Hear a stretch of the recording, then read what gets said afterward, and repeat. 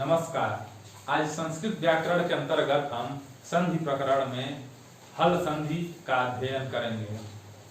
हम जिस प्रकार जानते हैं कि अच को स्वर तथा हल को व्यंजन कहते हैं, अच संधि में उस संधि के विभिन्न प्रकार बताए गए, जैसे गुण संधि, दीर्घ संधि, यड़ संधि, वृद्धि संधि, अयादि संधि। इस प्रकार का विभाजन व्यंजन संधि में नहीं पाया जाता। इसमें कुछ सूत्रों के माध्यम से हल संधि को बताया गया है। तो आइए इस प्रथम भाग में हम कुछ व्यंजन संधियों के सूत्रों को जानते हैं। सबसे पहला प्रथम सूत्र जो माना जाता है, सबसे प्रमुख सूत्र है यह व्यंजन संधि का, और इससे बार बार प्रश्न पूछे जाते हैं। वह सूत्र है स्तोह चुना चुह। क्या है? स्तोह चुना चुह। यह सूत्र क्या कहता है, आइए इसे समझते हैं। यह सूत्र कहता है स अथवा त वर्ग, स अथवा त वर्ग के पश्चात यदि श अथवा च वर्ग आता है, स अथवा च वर्ग के पश्चात यदि स या च वर्ग आता है, तो स को श तथा त वर्ग को च वर्ग आदेश हो। स वर्ग अथवा त वर्ग के पश्चात श या च वर्ग आता है, तो स को श तथा त वर्ग को च वर्ग आदेश हो। इसका अर्थ यह हुआ कि यदि स के बाद श आया है अथवा च वर्ग आया है, तो स को श आदेश हो जाएगा।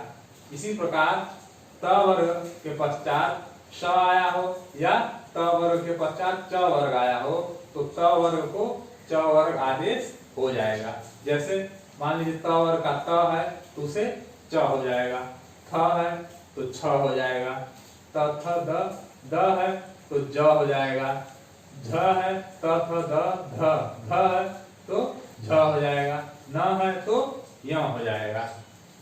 इस प्रकार क्रमशः त वर्ग को च वर्ग आदेश होता है। लेकिन इस सूत्र में एक विशेष बात कही गई है कि स अथवा त वर्ग के योग में स अथवा च वर्ग आए। इसका अर्थ यह होता है कि चाहे पहले स आया हो या त वर्ग आया हो, उसके बाद स या च वर्ग आए, या पहले स या च वर्ग आया हो उसके बाद स या त वर्ग आए, तो क्रम दोनों ही स्थितियों में स को श तथा त वर्ग को च वर्ग आदेश होता है। आइए इसे हम उदाहरण के माध्यम से समझते हैं। रामस धन शेते। तो यहाँ अंतिम व्यंजन क्या है? स है, और स के बाद पहला कौन सा वर्ण आया है? श। तो स्तोष चुना चुह सूत्र के अनुसार स के बाद श आया है, स के बाद श आया है, तो स को श आदेश होगा। आइए इसे देखते हैं। स के बाद श आया है तो स को श आदेश हो जाएगा। रामस धन शेते। अब हम इनकी संधि करेंगे, क्या रूप बनेगा?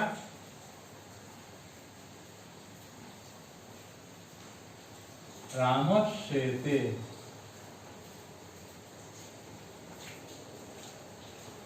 इसी प्रकार एक और उदाहरण हम देखते हैं। रामस धन चिनोति। यहाँ अंतिम व्यंजन क्या है? स है, उसके पश्चात च आया है। च क्या है? च वर्ग का है, तो स के बाद च वर्ग आने पर स को श आदेश हो। यहाँ क्या हो जाएगा? रामस धन चिनोति। अब इसकी हम संधि करेंगे, क्या होगा? रामस चिनोति। रामस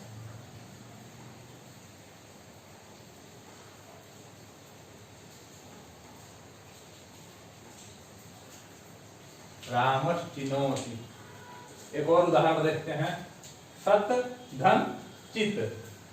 पहले हमने स को देखा, अब त वर्ग का उदाहरण देखते हैं। त क्या है? त वर्ग का प्रथम वर्ण है, और त वर्ग के बाद क्या आया है? च आया है। च जो है वह च वर्ग का प्रथम वर्ण है, तो त को च वर्ग आदेश होगा। क्योंकि त जो है वह त वर्ग का प्रथम वर्ण है, इसलिए जब इसे च वर्ग आदेश किया जाएगा तो च वर्ग का भी प्रथम वर्ण ही आदेश होगा। च वर्ग का प्रथम वर्ण क्या है? च है, तो त को क्या हो जाएगा? च हो जाएगा।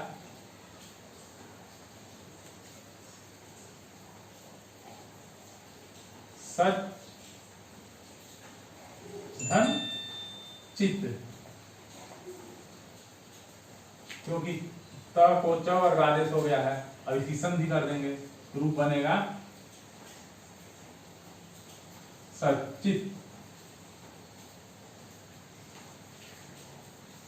इसका हम देखते हैं सच्चिदानंद जो कहा जाता है, वह सत चित और आनंद इन तीन शब्दों के योग से बनता है। एक और उदाहरण देखते हैं, सारिंग जयः।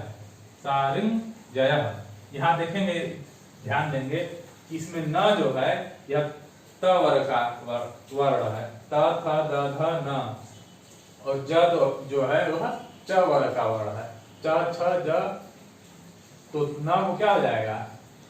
त वर्ग के बाद च वर्ग आने पर त वर्ग को च वर्ग आदेश हो जाएगा। न त वर्ग का कौन सा वर्ण है? त थ द ध न, यह पांचवा वर्ण है, तो जब न को त वर्ग च वर्ग आदेश होगा तो उसे भी च वर्ग का पांचवा वर्ण होगा, च छ ज झ य, तो न को क्या आदेश हो जाएगा? य, तो हो जाएगा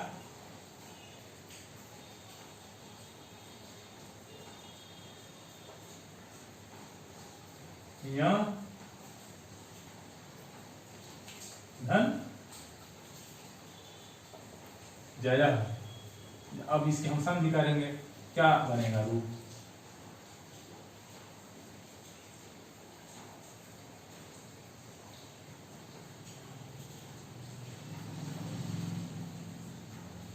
धनंजय भी इसी प्रकार बनता है।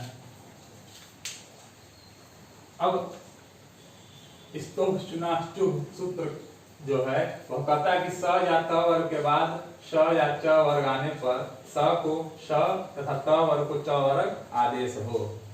लेकिन उसके बाद एक सूत्र आता है सात। यह सात सूत्र जो है यह कहता है यदि स के बाद, यदि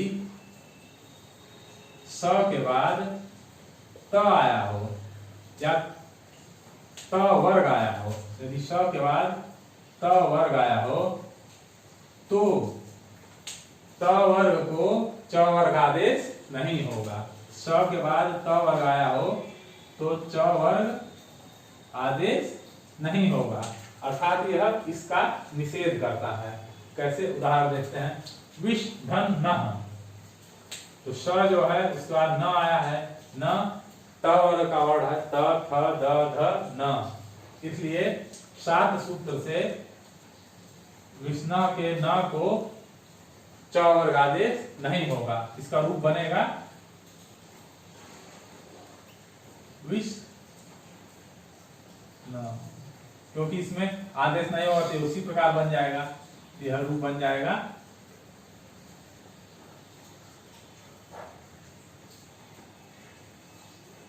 विष्णु। इसी प्रकार एक और उदाहरण, प्रस धन न, स के बाद न आया है, न जो है वह त वर्ग का वर्ण है, इसलिए सात सूत्र से न को च वर्ग आदेश नहीं होगा। इसका रूप उसी प्रकार बनेगा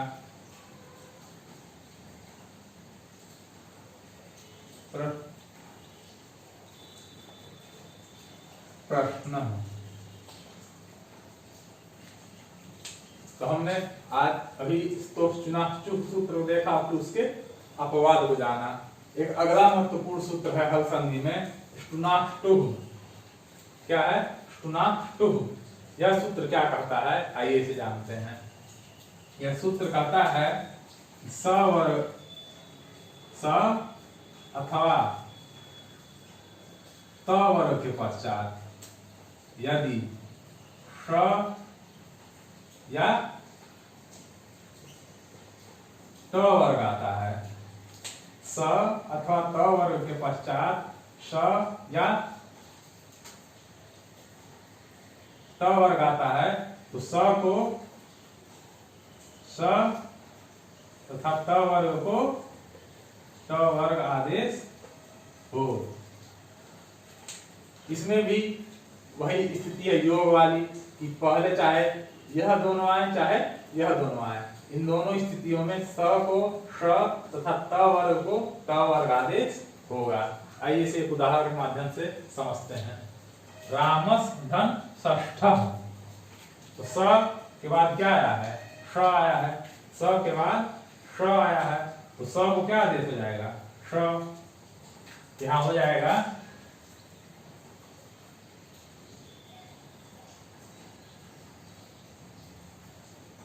रामस धन षष्ठः ष्टुनाष्टु सूत्र से।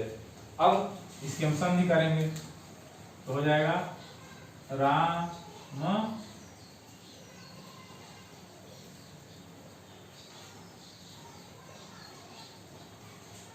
षष्ठ, राम षष्ठ। यह बहुत ही महत्वपूर्ण है, यह क्योंकि यह उदाहरण बार बार पूछा जाता है।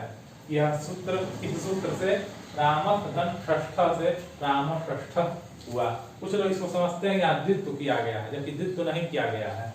यहाँ स को श आदेश करने से यह रूप बना है। एक और उदाहरण देखते हैं।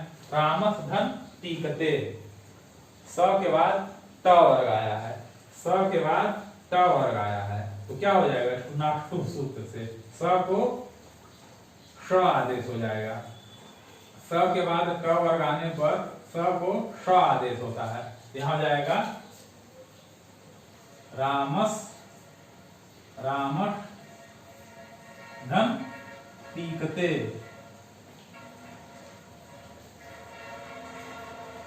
अब इसकी संधि करेंगे तो हो जाएगा रामस टीकते, रामस टीकते।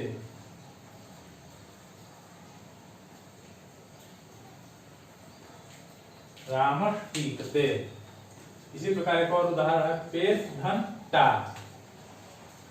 अब यहाँ ध्यान देंगे, अभी हमने योग की बात की थी कि पहले चाहे स या त वर्ग आए या श या त वर्ग, अगर ये दोनों एक साथ आते हैं, इनका योग होता है, तो दोनों ही स्थितियों में स और त वर्ग को श और त वर्ग आदेश होगा।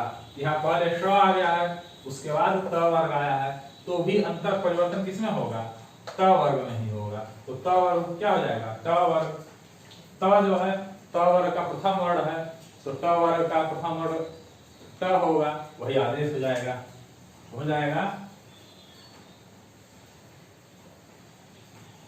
पेश धन त को त आज मात्रा लगी तो हो जाएगा टा। अब इसकी संधि करेंगे तो हो जाएगा पेष्टा। इसी प्रकार तत् धन टीका, इसमें क्या हुआ है, त वर्ग के बाद त वर्ग आया है, त वर्ग के बाद त वर्ग आया है, तो ष्टुनाष्टु सूत्र से त को त वर्ण आदेश होगा। यह सूत्र भी बहुत महत्वपूर्ण है, इसे बार बार पूछा जाता है। तत् धन टीका, क्योंकि इसमें भी लोग प्राय यह शंका करने लगते हैं। अब इसकी हम संधि करेंगे तत्टीका।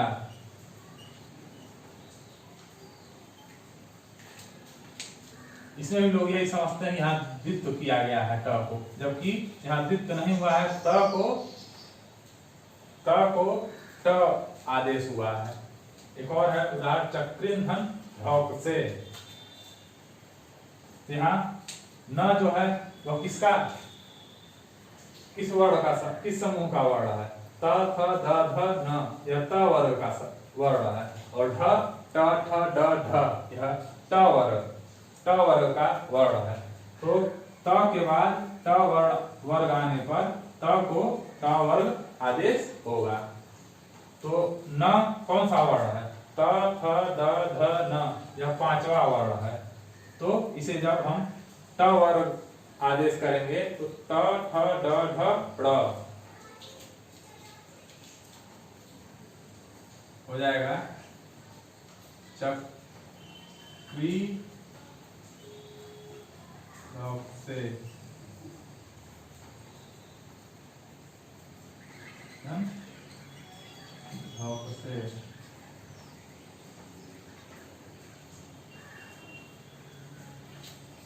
अब हम इसकी यहाँ संधि करते हैं। क्या हो जाएगा?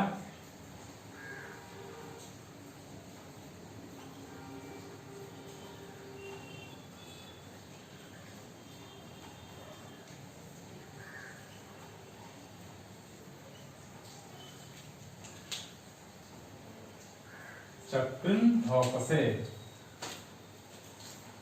इस सूत्र का एक अपवाद सूत्र है, न पदांता टोर नाम। क्या है? न पदांता टोर नाम। यह सूत्र कहता है पद के अंत में आए हुए त वर्ग के बाद यदि नाम का न आया उसको छोड़कर यदि त वर्ग आता है तो उसे त वर्ग आदेश न हो। पद के अंत में आए हुए त वर्ग के बाद यदि नाम का न आया हो, त वर्ग आया हो, उस त वर्ग को त वर्ग आदेश नहीं होगा। इसी प्रकार यह रूप इसका बन जाएगा सत्य। इसका सीधे सीधे रूप इसी प्रकार बन जाता है सत्य। एक और इसका अपवाद सूत्र है तो सी। यह सूत्र क्या कहता है कि त वर्ग त के बाद यदि स आता है, त के बाद स आता है तो त को त वर्ग आदेश न हो। तो सन धन षष्ठ। तो न क्या है? त थ द ध न। त वर्ग का अंतिम वर्ण है और उसके बाद श आया है, श आया है, त वर्ग के बाद श आया है तो त को त वर्ग आदेश न होगा, नहीं होगा। तो क्या हो जाएगा? यह उसी प्रकार प्रकृति भाव में रहेगा। तो बन जाएगा सन षष्ठ। इस प्रकार आज हमने स्तोष्टुनाश्चुः सूत्र को जाना, उसके उदाहरणों को देखा तथा उसका अपवाद, इसका अपवाद 7 इस सूत्र को देखा। दूसरे महत्वपूर्ण सूत्र ष्टुनाष्टुः को हमने देखा तथा इसके 2 अपवाद सूत्र न पदांता टोर नाम तथा तो सी, इन 2 अपवाद सूत्रों को भी देखा। अब आगे आने वाले वीडियो में हम हल संधि के अन्य सूत्रों को बताएंगे जिनकी लिंक डिस्क्रिप्शन में दी गई है। आशा है आप लोगों को यह वीडियो पसंद आई होगी। धन्यवाद।